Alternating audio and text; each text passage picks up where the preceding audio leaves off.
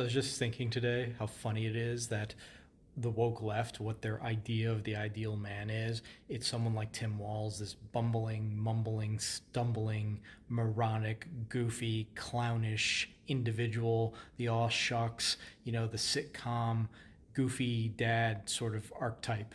This is what they think is the antidote to toxic masculinity. Now, if you've ever been around real men, they don't act like Tim Walz.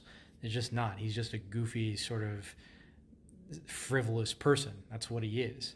Just a silly, silly duck. He's a silly duck. It's like the silly duck archetype.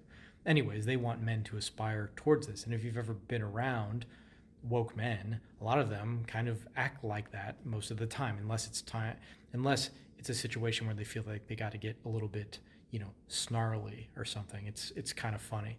And then, well, on the crazy wacko right, they also have a conception of what the ideal man is, and it ends up being someone like Andrew Tate, this person who suffers from delayed adolescence, this actually misogynistic, disgusting, repulsive human being. So you get the wacky right idolizing actual toxic masculinity, and then you get the wacky woke left idolizing goofy, effete beta men. And what's crazy is they then feed off each other because the woke left sees what the woke right likes, which is the toxic masculine. So then they push more goofy people like Tim Walz in sitcoms, in commercials. It's always some bumbling idiot dad and doing something stupid, in all of the TV shows.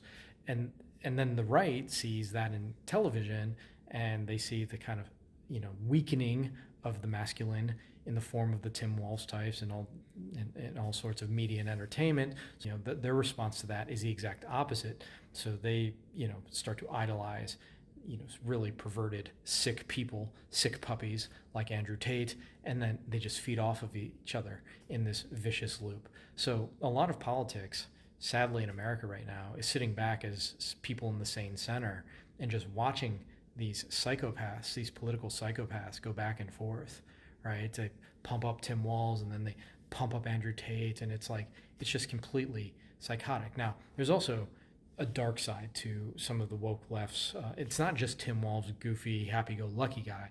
That's the ideal, but they also have like the snarling Antifa, vicious type, right? So it's just it's not just that the left wing ideal of the perfect man is simply Tim Walz. It's Tim Walz plus this dark underside that you might call kind of the Antifa aspect of the masculine, right? Like a real man's going to be out in the streets protesting and burning down buildings, fighting for social justice. I had a professor in college who literally said her whole theory was you couldn't be a full self-actualized person unless you were politically active on the left wing.